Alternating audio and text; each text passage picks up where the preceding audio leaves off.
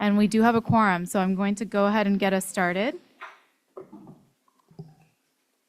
Perfect. I'm seeing everyone seated. Great. All right. Well, good afternoon, everyone. At this time, we'll go ahead and call to order the March 20th, 2025 regular board meeting of NCTD, North County Transit District. Before we begin, members of the public who may be viewing the meeting on the district's YouTube page, please note that in order to make a public comment during the meeting, you must connect to the meeting using the Zoom link provided on the agenda. In addition, you must also register by sending an email containing your name or phone number and the agenda item on which you wish to speak to clerk@nctd.org. Before I ask Suhail Rodriguez, clerk of our board, to call the roll, please mark your attendance by pressing the attend button on the voting device in front of you, and then we'll do a verbal roll call as well. Thank you, Madam Chair. Board Chair Papatel. Here. Vice Chair Sinella. Here. Board Member Martinez. Board Member O'Hara. Present. Board Member Garcia. Board Member Joyce. Present. Board Member Desmond. Here. Board Member Edson. Present. Board Member Contreras. Present. Board Member Kentley. This completes the roll with Tracy Martinez, Joe Garcia, and Kentley absent. All right. Thank you. And Board Member Joyce, would you please lead us in the Pledge of Allegiance? Oh, yeah. All right. Ready? Begin. I pledge allegiance to the flag of the United States of America and to the republic for which it stands, one nation, under God, indivisible, with liberty and justice for all. Thank you. All right. Suhail will now provide a safety brief and a review evacuation procedures. Thank you. In case of an emergency, I will dial 911. In case of an evacuation, please take the stairs. Do not use the elevator. Once clear of the building, do not re-enter unless cleared to do so by emergency personnel. There are fire extinguishers and first aid kits on each floor of the building. There's also a portable defibrillator on the first floor and staff on hand trained on CPR procedures if needed. This concludes my safety brief. Great. Thank you. Are there any changes to our agenda? No, Madam Chair. Okay. Thank you. And going on to public communications, do we have any general public comments today? Yes, Madam Chair, we do have one public speaker on Zoom to speak on general public comment. Ms. Camila Rang, if you can go ahead and speak, and you have 3 minutes. Good afternoon, board members. This is Camila Rang from Del Mar. I was at the Sandag meeting on February 28 when the board members voted for the most recent NOP to study for the train relocation off of Del Mar's Crumbling Bluff. I have a reflection of the most bizarre comment that I would like to share with you. Your CEO, Sean Dougahue, went up to speak and informed us all that regardless whether NCTD is gifted with a $5 billion tax dollar paid brand new double-tracked railroad, NCTD will still run the train on the Crumbling Bluff. You could hear the gasp in the room and the needle fall. Why? Why would NCTD continue running the train on the bluff when Sandag have built you a $5 billion double-track railroad just for you? It was the most bizarre thing, and everyone, both Sandag and the public, was completely flabbergasted. Not only would this be the most wasteful use of $5 billion tax dollars, but environmentally also a complete disaster. After all the sacrifices nature and people will have to do for that new railroad, NCTD will still use the bluff. Why? He also said that NCT has a responsibility to DOD to run the train on the bluff. No, you do not. Any responsibility falls on BNSF, and that is to provide a railroad to DOD, not that the railroad has to be on the bluff. The whole keep the train going on the bluff despite getting a new, better railroad is nothing but ludicrous. Not to mention that the seawalls will have to be taken down in 30 years to comply with the agreement with the Coastal Commission for Stabilization Phase 5. How are you going to safely run the train on the bluff without seawalls? This makes no sense whatsoever, and I'm asking you all to question this economically and environmentally completely bizarre comment from your CEO and demand an explanation and a termination of the bluff rails once a new railroad is up and running. Thank you. Thank you, Ms. Rang. No further speakers. Okay, thank you. At this time, public registration to provide general public comment will end. And before we proceed, I have a couple of quick protocol items to share. First, I will ask board members to hold your comments and questions until after each agenda item has been presented. And second, when the time comes for board member questions or comments, please raise your hand and wait until you are called upon to speak. If you could please turn on and speak into your microphone when it is your turn to speak, that will help us ensure that your comments are heard for those listening to the meeting online. And then when it's time to vote, please use the device in front of you, and you can follow the instructions on the card in case you need that as well. And so the first item on our agenda is to approve the minutes. Do I have a motion to approve the minutes for the regular board meeting of February 20th, 2025? Motion by Edson. Second. Okay, great. So motion by Edson, second by O'Hara. Go ahead and vote.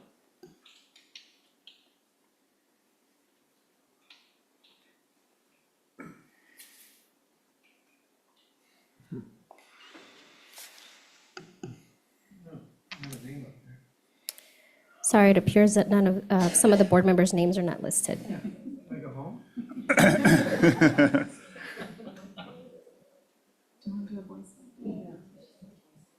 We'll go ahead and do a voice vote. Yeah, please, thank you.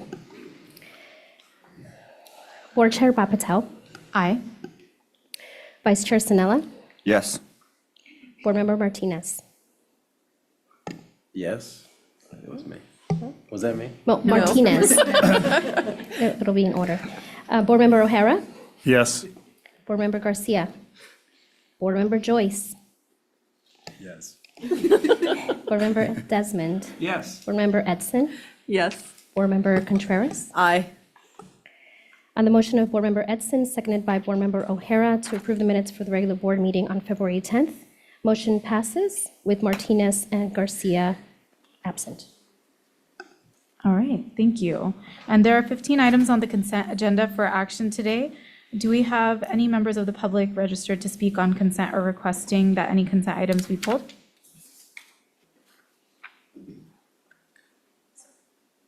No, Madam Chair. Okay, thank you. And then do any board members wish to pull items from the consent? Board Member Desmond? I don't have anything to pull. I just have a comment on one of the items. That's fine. Fine, do that now? Go ahead. Yeah. Okay, on item 11, I just had a question. This is to award a contract to Delve Underground. And I want to thank, staff for bringing this forward, but I just want to make sure we're not too tunnel focused here. Just in their name, Delve Underground suggests they're experts in tunnels and undergrounding, which is fine, but, a couple of the project alternatives didn't have a tunnel as an option. So I think the yellow line or something like that did not. So I just want to make sure we're not too tunnel focused, I guess, as far as moving forward. I did see in the item that it says they have experience in rail and tunnel design. I just want to make sure that the scope of whatever it comes up from Sandag, what is decided on, that Delve Underground has experience to work above ground as well. Yeah, that's a great point. I can confirm that while the name is potentially unique to this project, their goal is to really handle any engineering that we need among the options. Could be soil samples, could be on the tunnel options, could be a lot of different things. It's a full stop shop for what we need for the project. All right, I just want to make sure that was it. It seemed a little focused. Thank you. Great, thank you. If any other members don't have anything else, okay. Board Member Joyce? I just had one, I didn't want I didn't want to pull agenda item 8, but just again to speak to it, I had a really great meeting with high school students this morning at El Camino High School. Shout out to the Wildcats. And they are doing their final projects for their senior year of ethnic studies. And part of that is looking at a community project that they're really interested in. And one of the groups was very interested in making sure that students feel safe riding the breeze. And that they had already done a 170 student survey, and that I want to say it was, I probably shouldn't get into the statistics of it, but it was a little bit more than 50% had avoided taking the breeze because of concerns around safety.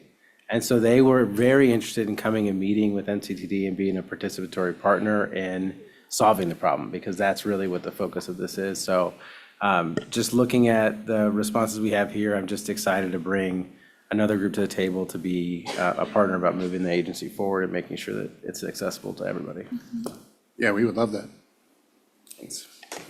Thanks for sharing. That's always so cool to hear when students are involved, and especially when they're solving our problems, which is awesome. So any other questions, comments before we move on? I just wanted to follow up on his report. I know that I thought it was a great report. It actually, having read a lot of reports, just spoke with us at NC City Hall, a lot of our inquiries or surveys often look at what we do well. And I was really impressed that we focus so much on not just what we do well, but what the chief complaints are. And I think that that is important to moving forward, and I was really glad to see that on there. Great, thank you.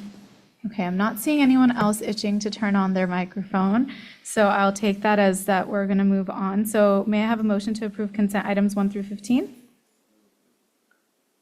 I think I heard Board Member Joyce say move approval. Second by Edson. Okay, second by Edson. All right, so go ahead and vote.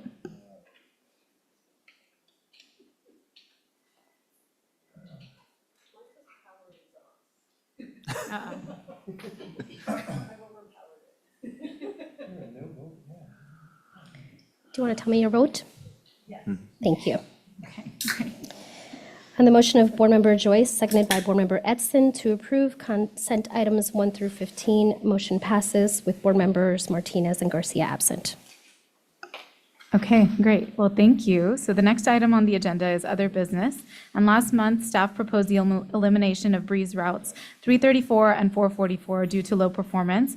Today, they will review the public feedback that we've received during the public comment period and conduct a public hearing. So Katie Persons, our Director of Service Planning, will present this item, and I'll go ahead and pass it off to you. Great, thank you very much. As mentioned in today's presentation, we'll summarize the public outreach, some of the feedback we received, and the Title VI equity analyses related to the proposed elimination of breeze routes 334 and 444.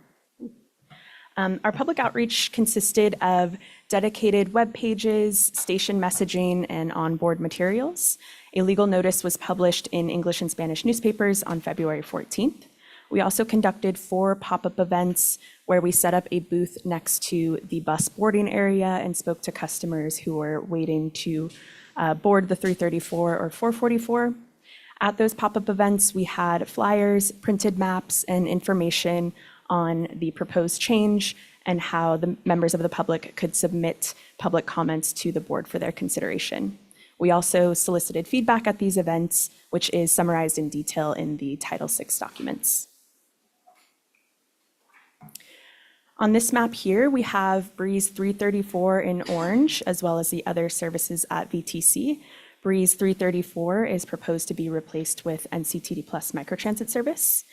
This blue outline is the proposed NCTD Plus zone, which has expanded since last month's meeting in response to feedback from the public, as well as a meeting with city staff. Key changes include the addition of the relocated Vita School, as well as the Vista Del Mar community. Other locations that came up during the outreach and are included in the NCTD Plus zone are North County Trade Tech High School and Vista Community Clinic. The zone also provides connections to 3 Sprinter stations. At the outreach, we spent time educating the public on what NCTD Plus is and how it could be used instead of Breeze 334. On this map, we have the 444 in orange and the 445, which connects along Palomar Airport Road to Palomar College. For portions of the route that overlap with the 445, several riders stated that they would board whichever bus arrived first and made it to the Poinsettia Coaster Station. We also heard requests from riders for more frequency on Breeze 445, so the one in blue, so that they have additional coaster trips to connect to. We heard public feedback requesting that NCTD maintain the route to provide access to local employers, and others indicated that they had other methods of connecting to the coaster, like a parked vehicle at the Poinsettia Station or their bike. Consistent with FTA circular and board policy guidelines, NCTD conducted 2 Title VI analyses for the affected routes. These documents analyze whether there is a disparate impact on minority populations or disproportionate burden on low-income populations. This is measured by calculating the impact of the route's population compared to NCTD's service area average. Any differential greater than 10% is considered a burden. For Breeze Route 444, there is no disparate impact or disproportionate burden. For Breeze Route 334, there was no disproportionate burden, but a disparate impact was identified. Based on this result, NCTD conducted an alternative service analysis to ensure that there were no other ways to accomplish the goal of better aligning NCTD services to the evolving community needs. The zone's geography will ultimately preserve and expand service access to minority populations that are currently served by Breeze 334, and the proposed NCTD Plus service will provide new Sunday service, which is not currently available on Breeze 334.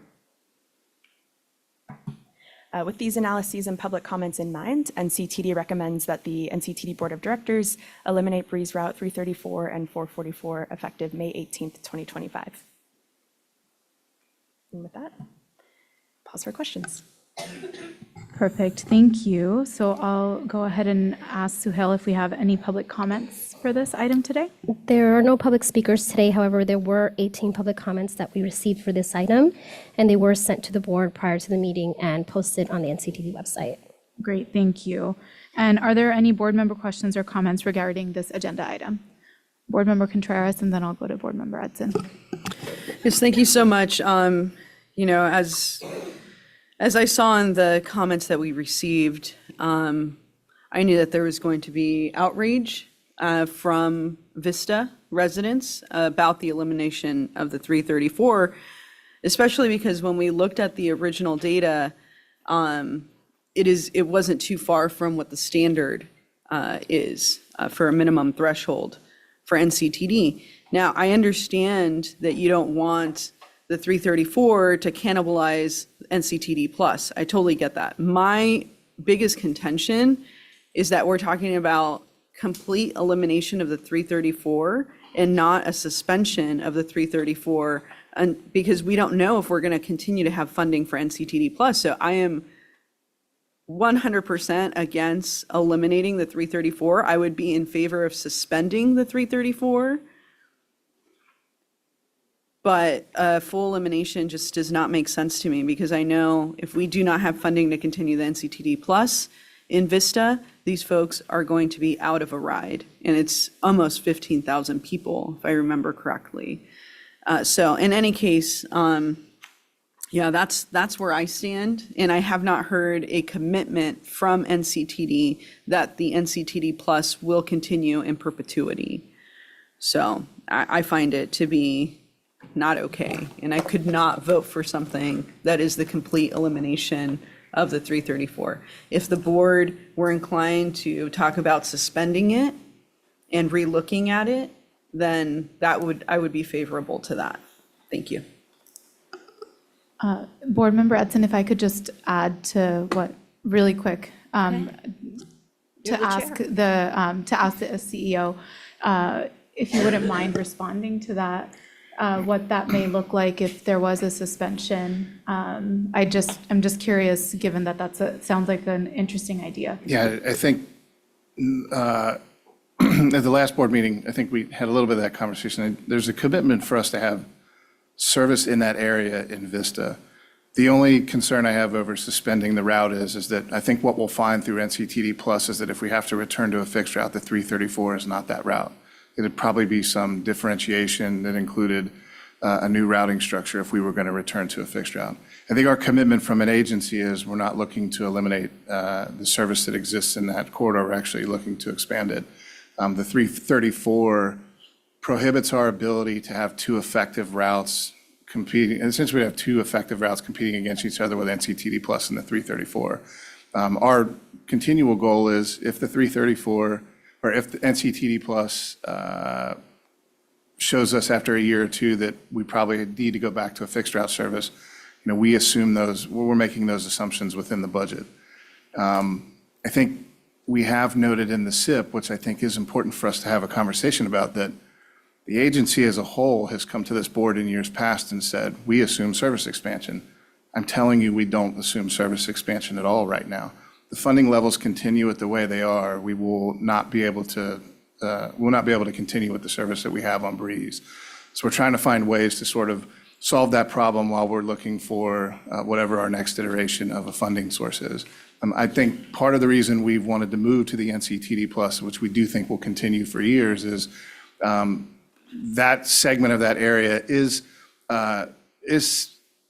successful in the sense that it sort of meets our standards, but we think it might be better served in the NCTD Plus realm in that situation alone on the 334. I think our commitment from an agency would be, we're committed to having that service in Vista.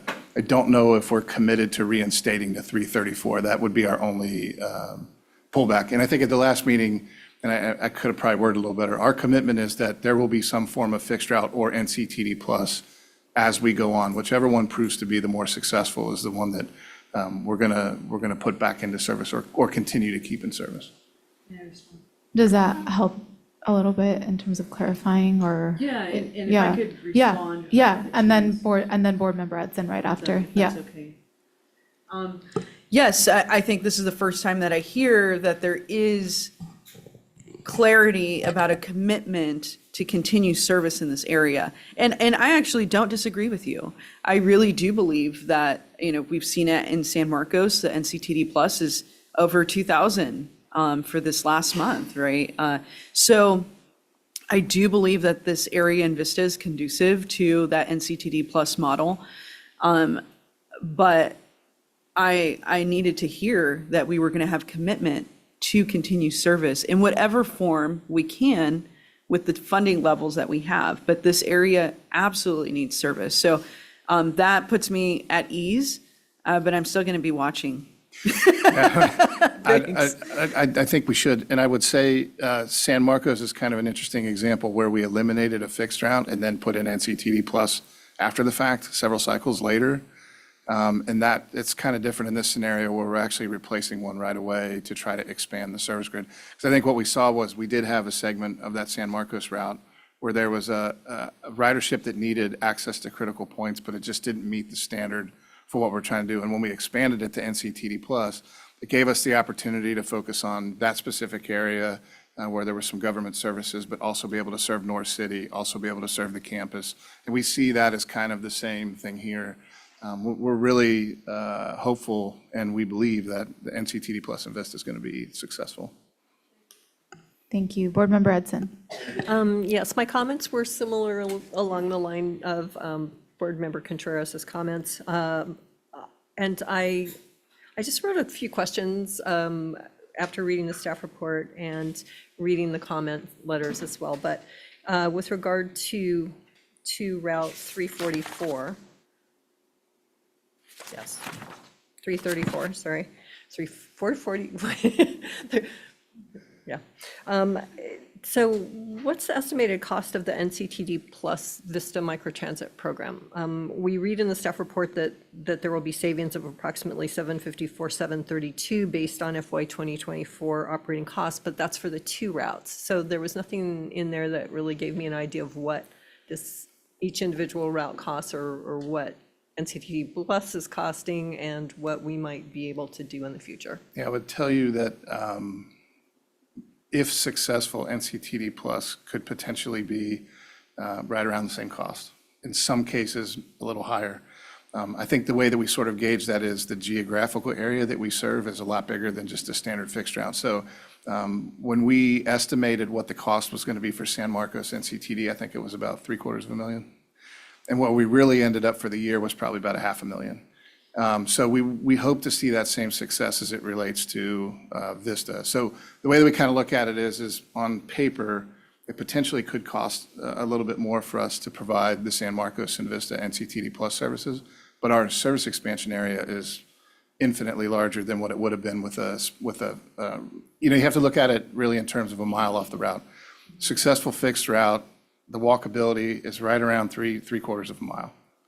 If somebody's within three-quarters of a mile of a fixed route, they're within walking distance to get to that bus. In some areas, that's geographically problematic. Some spaces in Vista are like that.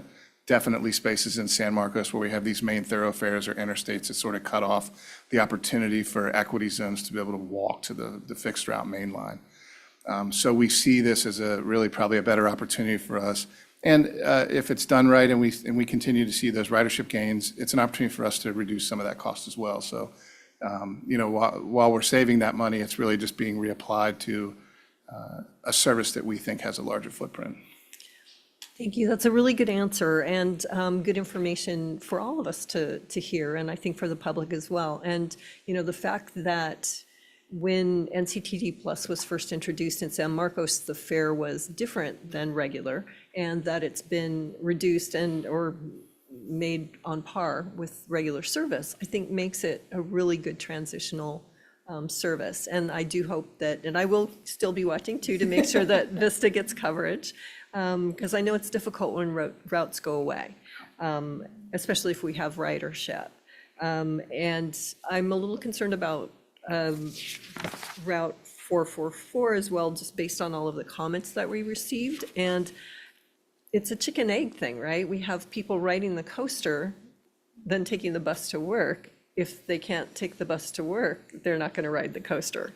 So I think, I don't know if there's any way to take another look at whether just some peak buses could happen that are just commute, versus running all day. If there would be, less impact to the budget by having just, between these hours you can get there and between these hours you can get back kind of thing. So the 444 currently runs that now. We have a few runs in the morning and a few runs in the afternoon.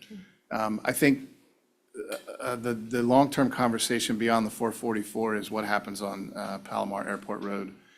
We've actually pulled service back from there before. In fact, we had a great comment from a board member last month about at one point in time, did we serve Legoland? Were we sort of in that area? And we did. We actually eliminated that route because we just didn't see the gains that we were getting either on coaster ridership. Like our coaster ridership loss was minimal compared to the ridership the service we were paying for on Palomar Airport Road. I think we talked a little bit about in the last meeting. One thing that gives me a little bit of hope is depending on what happens with the litigation at McClellan, and we continue to see, in fact, I'm flying out of there in a couple weeks, see what happens with the American Airlines flights and maybe some other airlines that operate out of that airport. That, I think, are opportunities for us to go back and revisit and have some conversations with the businesses that exist in that area to sort of combine those two things together and see what that looks like. Whether that's NCTD Plus at some point or whether that's sort of a full-blown fixed route that serves that area, I think is our goal. It's these sort of one-offs in the morning and the afternoon outside of school trippers have proved to be not super successful at times. I think our goal is to try to get to more of a full-day service, if not maybe not like a 4 a.m. to midnight, but if for nothing else, maybe like 6, 7 a.m. to 6, 7 at night type of service in that area that sort of feeds the businesses and a lot of that area. I don't know, Katie, if you want to add on to that or. Yeah, no, I agree. I think that corridor specifically in the region is highlighted as an important corridor, and we have talked about having more regular service so folks can rely on it. So that's definitely something that we want to look to for future service changes. And may I? Oh, yeah. If we did get to that point, if all those things went the right direction, is your thought of an NCTD Plus in that area a combination of 444 and 445 or to widen the service area? Yeah, I definitely think NCTD Plus could serve a combination of those two routes, very similar to the Carlsbad Connector, the other on-demand services that the city has piloted in recent years, but ensuring that there's coverage along kind of that major employment center for Carlsbad and for North County. All right, well, I will be hopeful. Thank you. Thank you. Board Member Desmond, and then I'll keep going down the line. Okay, thanks. Sean, appreciate it, and you know, I'm going to leave it to you to kind of work the Ouija board of where the routes, and we have to change and move as ridership goes up or down, and businesses come and go and things like that. So I'm just curious about the resources. So we've had buses and personnel driving these two routes. Do those buses and resources then go to beef up other routes, or they go to the barn for a little while, or we've got a couple extra buses, it sounds like, Yeah, I would say, and some drivers. I would say Katie and her team have done a really good job of, one thing that this agency hasn't probably done in a long time is, if you took a map of our routes from 30 years ago and you put a map of our routes today, they're probably exactly the same, maybe a couple changes here or there. And so I think Katie and her team and Nick, when Nick was over in the planning department, has done a really good job of saying, maybe what we need to do, like as populations shift, we need to move those to other routes. We either beef up frequency or move some things around. And so the goal is we will remain at the staffing that we have. They're going to move to other portions of the business, whether that's NCTD plus, add vehicles to that, or whether we're going to add some frequency to some of our other lines. It's kind of looking at what we have to sort of put our service hours where the ridership is based on our current funding levels. That makes sense. So that's kind of the basis for that. But it assumes that we keep the FTEs that we have. The goal is not to add FTEs when we do stuff like this. It's to, you know, utilize the FTEs where they're needed the most. I'll make a motion to approve staff's recommendation. Thank you. I know that there are a few other folks that have their hands raised, so I think it's Board Member O'Hara was next. Okay, Board Member O'Hara. First one was a question of clarification. On the Route 334 in Vista, the NCDD Plus grid doesn't match the grid that's in our pamphlet. Yes, there was an addition to cover the VITA school in response to public feedback, so we wanted to have that on the presentation slide, but we weren't able to slot that in on the printed version. Okay, But so it seems kind of like a dogleg, and I'd seen the Historical Society on there as part of it. Yes. Will that limit the ability of riders, yeah, in that section at all? I mean, if I want to go from Vista Historical Society to Valley Drive, I can't do it. Is that what I'm seeing? To Valley Drive. You can travel anywhere within the shaded blue zone. So if I want to go from here Oh, to Olive Ave, I can do it, but if I want to go from here, I can't. correct, yeah. And not that changing 334. It just seemed like an odd dogleg to add without a larger area. I'm sorry, to bump into you. A larger area to Yeah, we can to take another expand look on. at that. I don't know if that's a and see. reasonable question. I just happened to notice that. I appreciate the clarification on that. When would we be evaluating the effectiveness of NCDD plus in this area to maybe address the concern of Member Contreras's question of end of life of this current? Yeah, we actually did a little bit of that for San Marcos. I would say when we gave that presentation, part of the issue we ran into was about halfway through that data, we changed the fare structure. And so the numbers looked really wonky. It was kind of flat and then it took off like a rocket ship. And I think in this case, we'll have a better idea about 6 months in of exactly where those things are. I know we talked a little bit last month about the word pilot and why we don't like that here. The important part of the word pilot for us in the first year is that it gives us an opportunity to take public feedback and make changes to the zone at will without really sort of having to come back and get those things. So if we see a lot of people say, hey, I'd really like to get to Valley Drive, we notice that, we see that, we may be able to expand the zone a little bit if we find these points that are sort of popping up on the map. So I would say, after 3 months, we'll have a pretty good data dump, but really after 6, we'll have a good look at where the heat map is, where people are riding to, where they're riding from. And then questions regarding Route 444, I guess not questions, comments. I see NCTD Plus as a great replacement opportunity. I'm not really, I don't like the setup of the route to begin with. on that. And I think NCTD Plus is going to allow us to connect with riders who are all going to the same office, who come on the same train, without having stuck to one route the whole time and having them have to get from the point of drop to their office. So I'm in favor of NCTD Plus on Route 44 and that replacement of it. All right, and there isn't an NCTD Plus for Route 44. Yeah.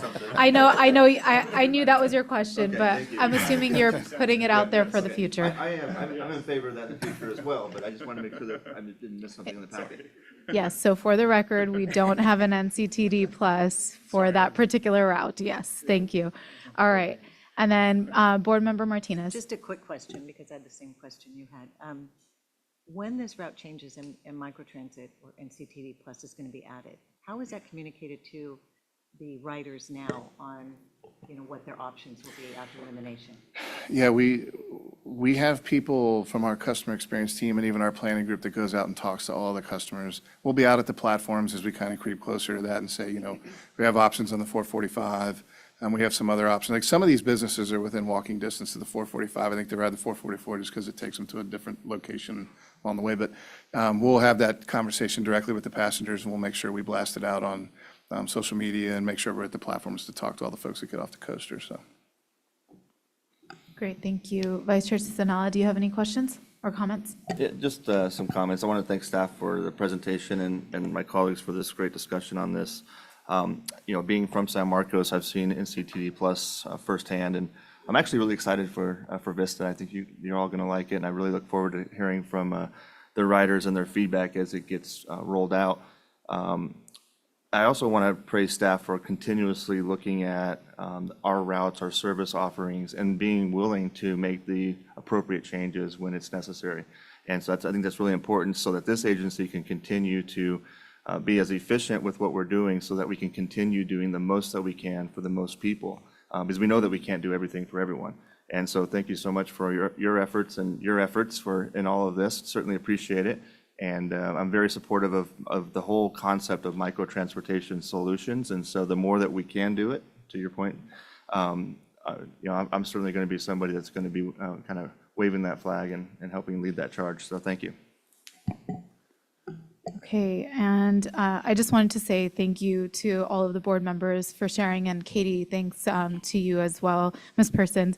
And I think one thing that I just wanted to also echo the sentiments of, because we had seen the feedback, especially for the 334, is to make sure that we continue tracking that data. It sounds like we will, to make sure that there is some form of a way for folks to get around in that particular area, because it seems like it's very critical, especially for Vista, and I'm hearing that from Board Member Contreras, so I just want to elevate that and echo that. And then for the 444, I know you heard my comments last time. I'll just reemphasize those, that whatever we can do to make sure that we're talking to the folks in those corridors and making sure that as we continue to think of ways to connect people in that area, as we all know, it's a huge economic area. There are a lot of people that are going out there for their jobs. I know I had mentioned the whole chicken and the egg thing too, where I feel like, it predates all of us how this was created.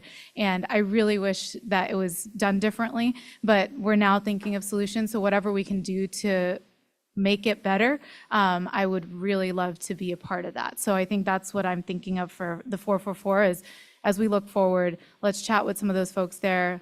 Use me in whatever way you need to. I think we would all want to make sure that we're doing what we can to get folks, connected to where they need to be. So other than that, I know that there was a motion by Board Member Desmond. If I get a second, then we can. Second. Oh, Board Member Joyce. Yes, thank you. Second by Sanala. And then Board Member Joyce, I see your hand I'll up. be so brief. Y'all are just so inspiring.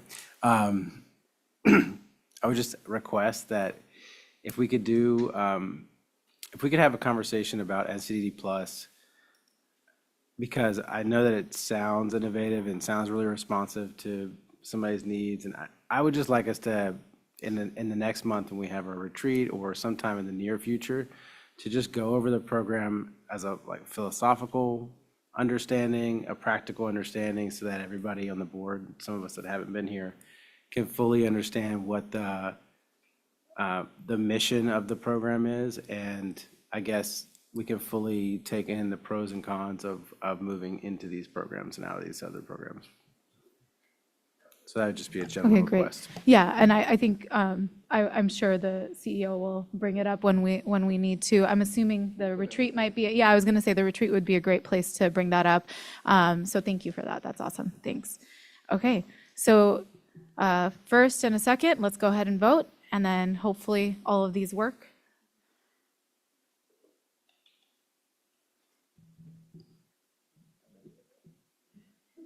I know they gave you a substitute. I know. Are you up there? No, you're not. Why don't we just go ahead and do a voice vote then? Very well. So maybe just a voice vote for Board Member Martinez, since she's the only one that's not up there. Oh, okay. All in favor, say aye. Aye. Any noes? Abstain? On the motion of Board Member Desmond, seconded by Vice Chair Sinella, to close the public hearing and approve the proposed elimination of Breeze routes 334 and 444 effective May 19, 2025. Motion passes with Board Member Garcia absent. And for the record, just wanted to state that Board Member Martinez arrived at 2:12. Thank you. Thank you. All right, well, the last item on the agenda is closed session. So Lori Winfrey will take us into the closed session, so I'll go ahead and. Madam Chair? Oh, yes. If I can just, before we go Vice into Chair Sinella. thank you. I'm going to recuse myself from today's closed session because this matter that's going to be discussed refers to, at least happened in San Marcos. And so at legal counsel's recommendation, I'm going to go ahead and, I guess, stay in here. Okay, thank you. Thanks for letting me know. And we'll go ahead and look to you now.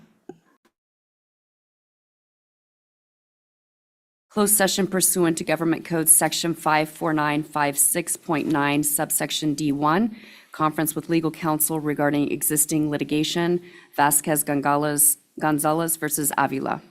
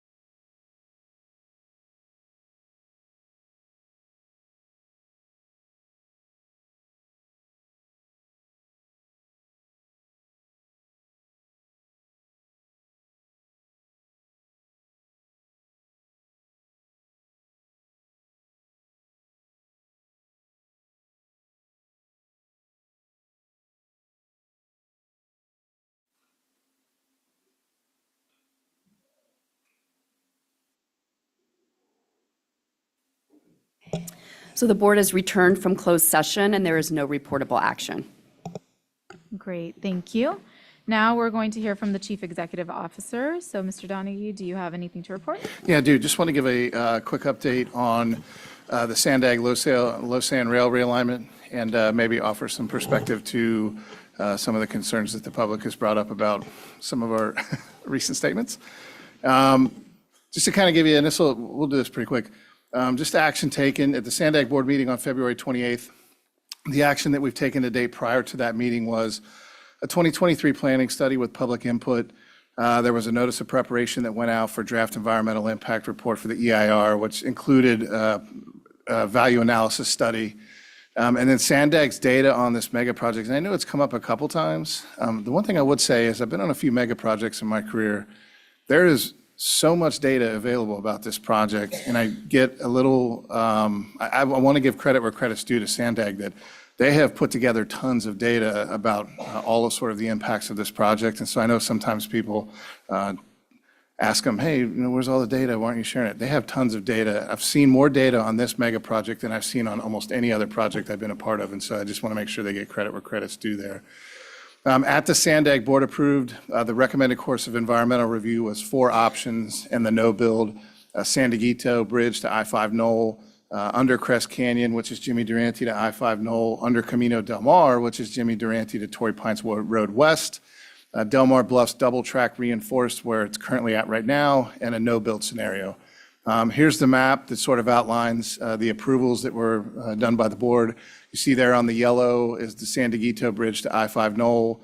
The blue is the one that goes under Crest Canyon, and the purple there is under Camino Del Mar. The green and the no build is the same thing. It's all in that same area right there where the Del Mar Bluffs double track reinforced is. So these are the options that we'll move into the next phase, which will take a few years for us to do, is environmental review and really review of what the impacts will be economically, environmentally, all the way throughout the project on each one of these scenarios and really drive down to a true cost of what they are. The last slide I kind of have here is I kind of want to go over what our role is as an owner of the railroad. It's not super common in our business for a public transit agency to be a railroad owner. That's not something that a lot of agencies do in public transit. We're kind of unique, and kind of the way that we've told people about it is when we think about Coaster, Coaster is sort of the last piece of what we get to think about as an owner of the railroad. Our first obligation is, as the owner, to our Class 1 railroads, BNSF, to Amtrak operations that operates StracNet also in the corridor, and then our Coaster service that kind of operates within those as well. NCTD's designation as the Federal Railroad Administration is we are the common carrier. That means we are the railroad on the San Diego subdivision, and not by Federal Railroad Administration on our Escondido subdivision, but we own and operate that as well, which is also not common for a hybrid rail. We're governed by 49 USC 10903 and 49 CFR Part 1152 as it relates to what our responsibilities are as an owner of a railroad to our carriers or to our own service. The line itself and every line really in the United States is also sort of governed by our Federal Surface Transportation Board. We're very fortunate that we have a member of our own team that sits on the rail committee of the Federal Surface Transportation Board, and that's our Deputy CEO, Lori Winfrey. That's a big deal. You have to get selected for those posts, either by elected officials or by members of the STB at the federal level. That's not something that you just like throw in an application and they call you and vet you on 10 questions. And you really have to know what you're doing to be a part of that. And you have to sort of show what the need is. I think even from our perspective as the owner of the railroad, I think we have a good space on the STB's commuter rail board. NCTD's carriers throughout the corridor. We have Class 1 railroads, BNSF, which operate under a reserved freight agreement. Our Amtrak, which operates in the sector as well, under federal statute. And StracNet between Camp Pendleton, the Navy Yard, which is done through the Department of Defense. So all of those carriers not only have contracts or agreements with us, they also have some obligation under federal statute to be able to operate in those corridors because it's a federal railroad. I think that's important for a lot of reasons when we talk about the potential future of the line. And I think one thing that I noticed from my seat, and I think I forwarded it to the board, we got an inquiry from the Union Tribune, and the response was, at least from my perspective, was I was shocked that this hadn't come up. I think that Sandag had a responsibility to inform people that NCTD owns the railroad. Sandag doesn't own the railroad. I think we need to be a lot more clear about what our role and what our board's role is as it relates to the rail line. I mean, we're very appreciative of the work that Sandag does. I think Mario has done a great job since he's come on board of sort of managing the difference between what Sandag's role is as a sort of a regional MPO and what our responsibility is as an agency, either in public transit or as an owner of the railroad. I think one of the things that really concerned me was there was a lot of conversation taking place, even while these presentations were being given, that it's kind of a trade scenario. Like, we're going to build this thing and you're going to get this space back. And that can happen, but it won't happen throughout the process, and it can't happen throughout the process. That is something that can only happen after the new line is built. And there is sufficient, really some sufficient thought either by the federal government or by our partners that we operate the line with, that the redundancy is sufficient. And once that happens, then we can sort of go back to the federal government and say, hey, we would like to take the rail off. I think one of the comments that's come up a couple times, and I think you heard it today from the public, which we would love to sort of put to bed, is we're not necessarily stating that we would continue operations along that line. I think what we're saying is that the railroad has to stay active until we have shown that it shouldn't be. And that can't be throughout any of this construction process. That has to be after the fact, once a project is completed and we've shown that we have the opportunity to do that. The thing that I sort of noted with our friends at the Union Tribune is this is sort of a different rail line. There's some, I don't want to say complications, but there's a lot of different partners that are sort of involved in this with us that stretch beyond the Coastal Commission and stretch beyond California, right? So like, you got Amtrak, who operates under a federal statute. They have the right to operate in that corridor by their federal statute. StracNet is another one. I think they would heavily want to weigh in on what any other scenario that they would move some type of military ordinance through would look like. Could it get stuck? Is there an opportunity for them? And I mean, I know it's been a long time since we've had to talk about military strategy, but is it advantageous for them to give up rail along the beachhead? I don't know. Those are all things that we have to sort of get with those agencies and have real conversations about in real time. So I think the question that was asked of us, and I do agree with this, I think if there's an opportunity for us after the project is completed to say, yes, we think it's sufficient, yes, we would like to go back and make a petition with our cities to remove that from being an active railway, we would definitely do that. But in our current iteration, we can't. And what I didn't want to have happen at Sandag was this thought process that people are voting on a set of options with the thought that they're going to get that back, because I don't think that's fair. I don't think that's fair to the voters that are in that room on the board to make that decision. I think the information needs to be, yes, long-term, we would love to see that be the plan if the goal, if the end game is to move the track off the bluff. And I think we would support that. I think the question was directly asked of us, would you support it? And my comment was, I can't do that in this iteration because I don't know what type of legal action would come out of any mode picked. I don't know if the line that's built, projects change from the time you select them till the time they're completed. They get value engineered, things happen.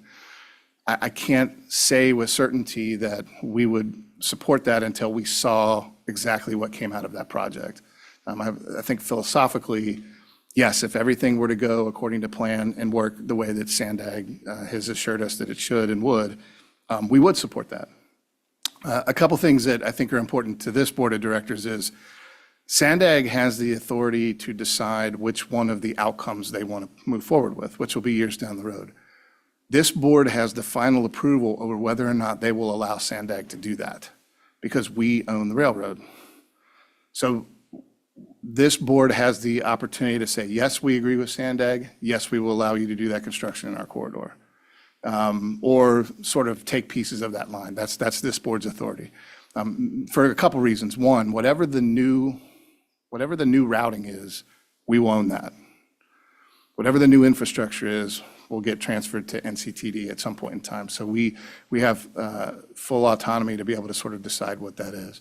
And likewise, too, I think at a 50,000-foot level, we would certainly not want to tie up tons of rail line for no reason that would be at a cost to the agency. If the project is successful and it does show that, we made the right decision and we have the right, really the right amount of track and the right amount of space to be able to operate all the things we want to do and expand in the corridor, I don't see why we wouldn't make that recommendation into the future, but we can't do that till it's done. So that's kind of the piece of where we're at right now. We're going into the environmental impact piece. We've been asked a lot, like, which one of these do you prefer? We have absolutely stated that the data will point us in the right direction when that data is done. I think it's probably within the best interest of our employees in the agency to not speculate on what those things are right now, because each one will have pros and cons, I think, to the agency in general.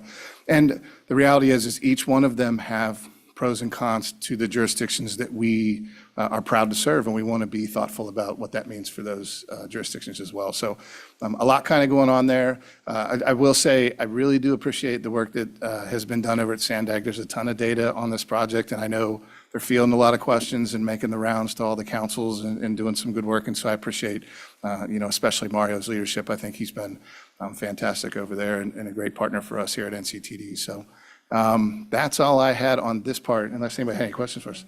Yeah, absolutely. I do agree that Mario is the right man at the right time. I'm really glad that he's at the head there.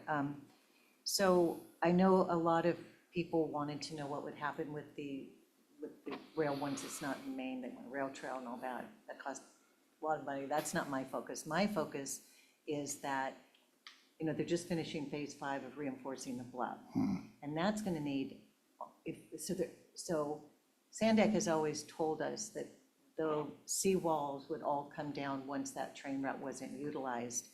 And it really has changed the face of the natural bluff. But it's millions and millions of dollars to continue to keep the integrity of that bluff stable. And I don't know where the money is going to come from, but Coastal Commission has already said that after phase 5, they're not going to approve anymore. So that is my concern. The other doesn't matter, but the ongoing cost is a concern to me, and who's going to pay for that if the line, in fact, wasn't being used and you were satisfied with the new line? Yeah, I think that's a great point. That's one of the things we kind of talk about internally too. I can only speak from my perspective of kind of watching other projects that have kind of happened like this. I think what you'll find is that when there's an agreement to remove the rail, there'll be some reluctancy to remove the seawalls because it protects the houses along the bluff. And I think those are two different conversations. When the rail is gone, what will protect the city?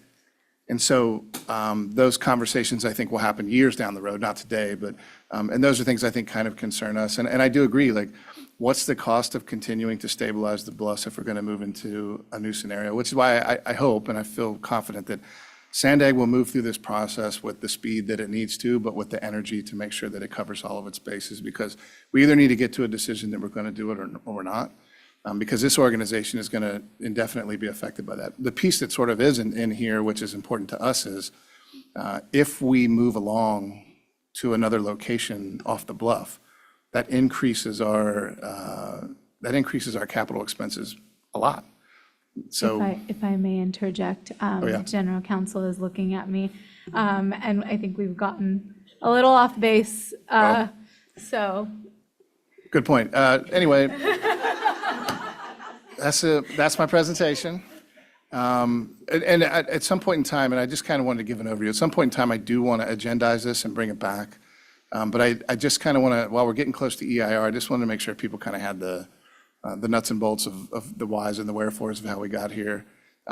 Certainly we're open to whatever happens in the future. It's just a matter of making sure that we're doing right by our board and our constituents and also our partners at the railroads as well. So anyway, am I not allowed to take questions on that?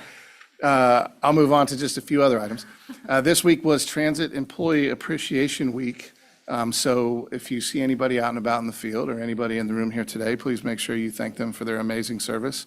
They do great work. We had Senator Schiff out on March 1st, along with our chair and Mario, myself, our chief of staff, Mary Dover. We had a lot of good people over there. Great meeting. We walked the bluff, kind of talked to them about what we're not supposed to talk about right now. But it was a good meeting. I thought it was a good visit. I think obviously they're very engaged in trying to help us find a solution for that, and I appreciate that. We had our regional rodeo this past weekend out at Riverside Transit. So our folks who are going to the international rodeo about 2 weeks from now, our number one maintenance team and our number one operator went and competed this weekend and did a great job. It was fantastic. So I'm pretty excited to see them compete at the international level. I believe it's the first time in at least a decade, if not ever, we've had somebody at the international rodeo. And I'm telling you, like, if you've never seen how they work at the rodeo, it's wild. The cone course is tough. I've driven it a few times myself over the years, and it is, I can tell you, it's really tough to do. So kudos to them on that. Mary and I went to DC for a few days. Not a lot of new information out of there. I think the biggest piece right now is, do we have continuing resolution for some funding as it relates to a non-government shutdown, and really sort of a reevaluation of what our reauthorization program looks like. And I will say, everybody from both sides of the aisle has been very open to meeting with us. We had great conversations with all of our electeds on both sides of the aisle, and they were very adamant about things that we want to do, up to and including freight corridor in the 15 and access from the Air Force Base down to either across to Camp Pendleton or down to the Navy Yard. So there's just a lot of good energy, I think, about what we can do to solve problems down here. And over the next month or so, you're going to see some of the budget come back your way. Yoon's getting the calculator together and doing all the hard work. So we'll see what she's going to punch up for us. And Madam Chair, that is all I have, unless anybody has questions for me that isn't related to what's on the screen. Great, thank you. And if we do have questions, we'll have to keep them high level, but does anyone have any questions or comments for the CEO? All right, great. So we'll move on. Thank you, Mr. Donaghy, for that update. We'll move on to asking board members if you have anything to report out. I see Board Member Edson, and then does anyone else? Because if you can raise your hand now so I can go in order. Okay, great. Board Member Edson. Sure. So in their March 17th, 2025 report on ridership, LoSAN staff reported the 351-mile LoSAN rail corridor travels through a 6-county coastal region in Southern California and is the busiest state-supported intercity rail passenger rail corridor in the U.S. The corridor includes 41 stations and typically hosts more than 150 daily passenger trains. Pacific Surfliner currently serves 29 stations and operates 20 daily one-way trains, which are 10 round trips. In FY 2024, there were nearly 1.9 million passenger trips on the Surfliner alone, and an additional 2.8 million passenger trips were taken on the 2 commuter rail services, Metrolink and Coaster, which share the corridor. Staff went on to report second quarter FY 2024 total LoSAN corridor ridership for the 3 services combined was 1,282,259, a 15.1% increase when compared to the same period the previous year. So that's good news. And then they shared some Coaster numbers, but I don't think I need to share those because we're at NCTD. And also, there was a presentation on coastal resilience, which we just spoke a little bit about. The resilience efforts included reports on needs and status of projects in the north, central, and southern San Diego portion of the corridor, including the Bataquitos Lagoon and San Diego Rail Bridge double track projects, the Del Mar Bluff stabilization, and an update on the rail corridor realignment that was provided by SANDAC. Did they also, I believe they're adding runs on to Amtrak, correct? They are. There is imminent one additional passenger trip. So there are 3 planned for this year. Originally, there would be 2 planned for this month, but they're working with Metrolink to find the right slots for the second one, but the first one will provide early morning service down from LA to Santa Fe Depot, and then at my suggestion, midday service, or like in that gap time back, because they were going to turn it, and I'm like, no, there's traffic, what we have is a gap here. And so they actually listened and filled that gap. So that's good. The next one, they're hoping for May for the 12th round trip. And by the end of the year, they're still looking for the 13th. They don't, there's no status on their federal funding yet, but we're all in that same boat, so.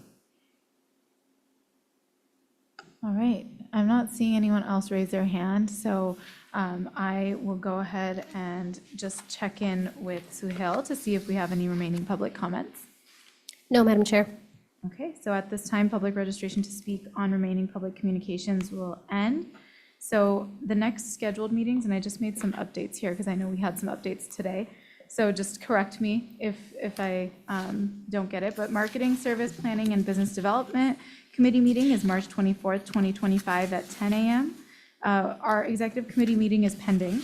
And then our Board Forward Retreat, so that's when our regular board meeting was supposed to be scheduled, but that board retreat is going to be April 17th.